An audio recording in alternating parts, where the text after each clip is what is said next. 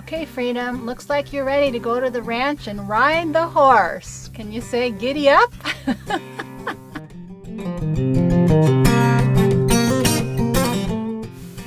Welcome to this edition of Jill's Journals. Well, today we're going down to Hillsboro, New Mexico to hear a little bit of horse whispering, which is really natural horsemanship.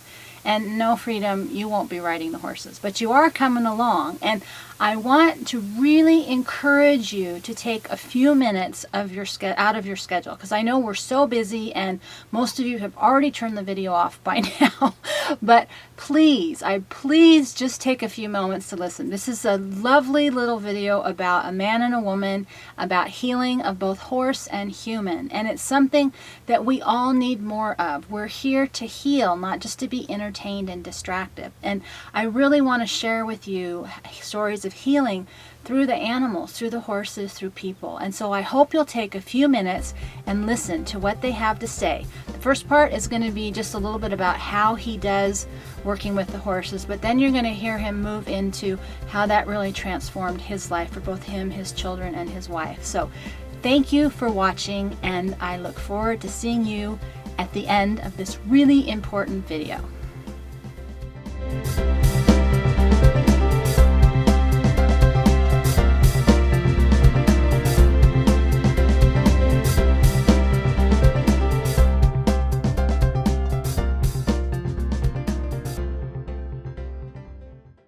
Hello, and I'm here with my new friend.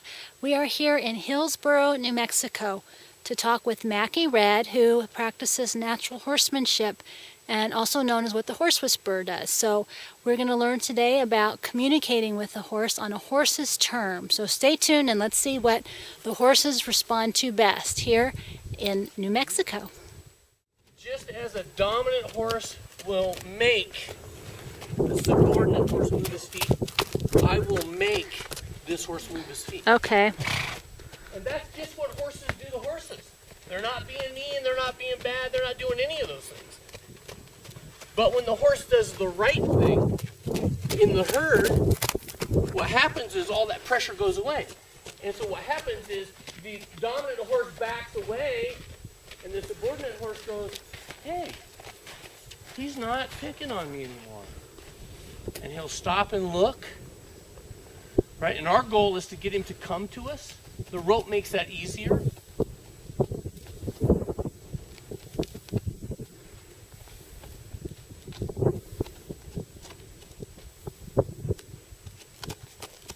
The rope makes that easier, but we don't want to have to use the rope.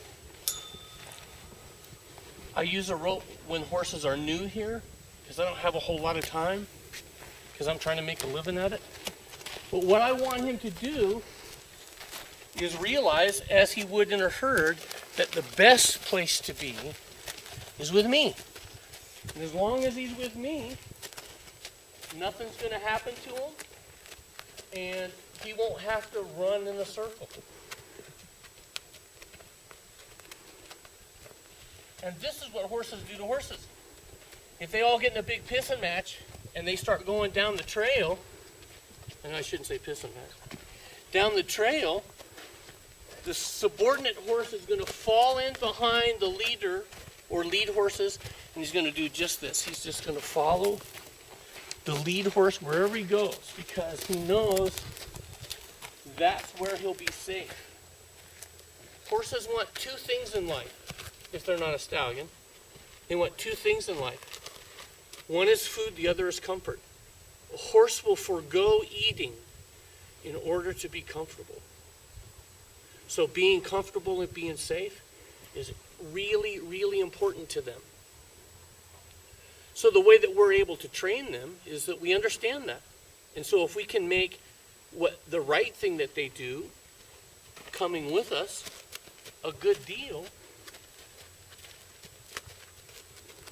that will translate into the rest of his life when we ride him and everything else that we do, because he knows, he trusts that we'll protect him because we say we'll be the leader.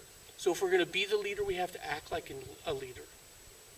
And a leader leads. He doesn't beat, he doesn't whip, he doesn't inspirate, he sets the example, and allows a horse to follow that, to be a part of that. Asking about how, one of the things that happens for people is they get really frustrated, they get a rush or flood of emotion, anger or frustration, and they hit. And so they want to control an animal or dominate an animal out of their frustration. So how do you work with people to not get to that place or work with that energy? Well, that doesn't work. It surely doesn't work with horses, but I've never seen it work with anything. I train dogs and I train people, and that anger or lashing out just doesn't work. I've seen horses take huge beatings, and what happens is they just quit, and they don't care, and so you get absolutely nothing done. And you walk away frustrated, angry, and your horse, the next morning when you come out, looks at you and is afraid. So now you have to start all over. You know, we teach 3 principles in horsemanship: intuition, control, and trust. And the second one about control, we want to be able to control our horse, control his feet, control where he goes, all those things, because that makes him safe for us. But more important than controlling our horse is learning how to control us, how to control how we feel, the way we react, the way we move, the way we look at a horse. All of those things are the things that horses understand. They don't understand yelling. They don't understand screaming. They don't understand beating. But what they do understand is that pressure or lack of pressure, depending on what the circumstance may be. So horses don't get it. No animal gets it. Humans don't get it. But what would be what do you tell people how to start to manage that? Because people don't know how to manage that. Well, horses have taught me a lot about how to manage anger. Okay. I've not always been perfect. This happy-go-lucky fellow you see. And his wife is laughing in the background. There was a time when I was a very angry person. Okay. And I lashed out at my children and other people. When I started working with horses, I realized that there's a whole nother way of doing things that's, forget about everybody else. It's great for me. It's better for me. And the horse taught me that if I'll do that, there are huge rewards. That the horse, he'll do anything that I ask him to do if he believes that I can control myself. And so the third principle that we teach is trust. So if I can control me, the horse will learn to trust me. And if I can control the horse, I'll learn to trust him. And so it's a wonderful arrangement. The same is true with people. My wife is a good example of that. I have worked really, really hard to learn to control me. And I see that when I do that, things are a whole lot better for us. So the question women all over the world are asking, why were you more motivated to change with the horse than the wife and you? Well, this is it's a long story. The short answer is the horse is easier. Well, the short answer is you don't have to live with the horse. You know? There's freedom. Okay, so I'm with Kathy, Macki's wife, and I'm asking her what she saw the difference in terms of, he was talking about how he was really angry, and in their relationship, how learning to work with the horses changed their relationship. Macki wasn't as angry when I met him as he was before, but he started working with horses right after we became a couple. And through the years, it has made him more patient, and it I think has taught him to be able to stop for a second and just get that split second of thinking instead of reacting when he's becoming angry, or there's a situation that perhaps 20 years ago he would have exploded at, and now he stops and has that moment to think. So you're just saying that some horses are really aggressive and and they're just being horses. It's not bad, but they can't live in a human world and be that way. And the reason why they're being aggressive is that they're either fearful or they don't want to give up their place in the herd. So how do you convince a horse that you don't want to hurt him if that's all he knows? But I want to. So if I'm a soldier coming back and I'm used to being on the defensive all the time, I'm alert all the time. How do you get the horse past that? Because that's what the horse is doing. The horse is in super protective, defensive mode. Right. So extreme horses take extreme measures. Sometimes those extreme measures have to be physical because that's what a horse knows. But sometimes those extreme measures have to be this: extremely quiet, extremely patient. Allow him the time to realize that I'm not going to kill him, that I don't want to hurt him. So sometimes it's extreme physical, sometimes it's extreme quiet, and just do what he does, which is a lot of that. A lot of that. Just being with his herd mates. He's looking for a leader, and he would just like to be with a leader. And he's also not asking you to tell him what happened and how you feel. Exactly. Yeah. As we girls might do. Yeah, because honestly, he doesn't really care. He just wants your company. And men don't care either, do they? No. I don't think they do. No, they just want your company. For me, my needs are pretty simple. They're not complicated. I'm not saying that all men are simpletons like me, but that I don't require a whole lot, and I just need same thing he needs. I want to feel secure. I want to feel protected, and as long as I feel that, you couldn't ask for a happier guy on the planet. But if that changes, if those things change, the same thing happens with the horse. If he doesn't feel safe, if he doesn't feel secure, what he wants to do is run. And it takes a lot for a horse and for me to stand long enough and go, well, wait a second, maybe it's not that bad a deal. Let's talk about it. And horses have taught me that. I did too. The last word. Yes.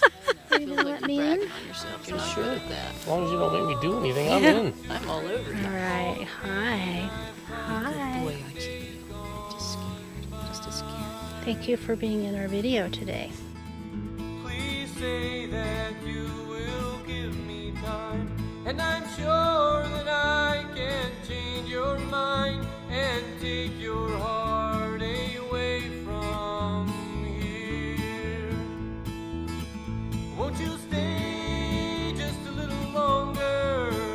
Let our love grow a little stronger. Love's hard to find, and is it any wonder when people leave it dying on the vine?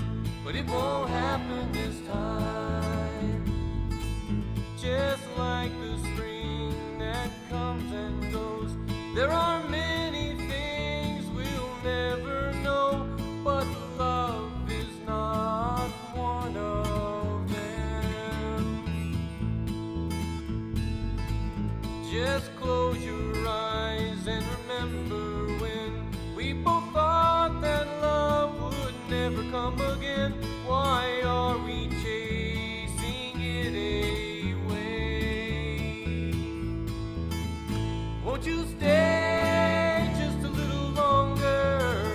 Let our love grow a little stronger. Love's hard to find, and is it any wonder when people leave it dying on the vine? But it won't happen this time. Won't you stay just a little longer?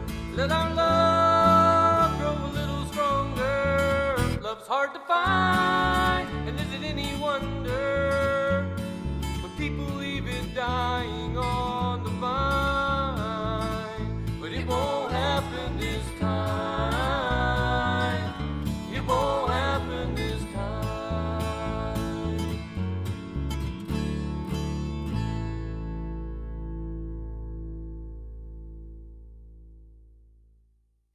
hope you enjoyed that little slice of what's going on in Hillsboro, and thank you both, Macki and Kathy, for letting me come down and share the day with you. It was really a good day. So if you want to learn more about what Macki does, you can go to his website at mackiredd.com. He's also the person who sang the song. You can purchase his CD at his website also. Thank you for letting me use it. I really enjoyed meeting you guys, and I hope if you enjoyed this video, you will continue to share it, because it's important that we take time out of our day to fill our mind with good things, with heartwarming things, with healing things. Because if we're going to create more good in our life, just like with the horse, you have to give the horse what you want in return. So let you share this good with others so that we can make this world a better place. Thank you for stopping by, and we'll see you again next time here at Jill's Journals. Bye, Jill. All right, Jill. Okay. That was my first.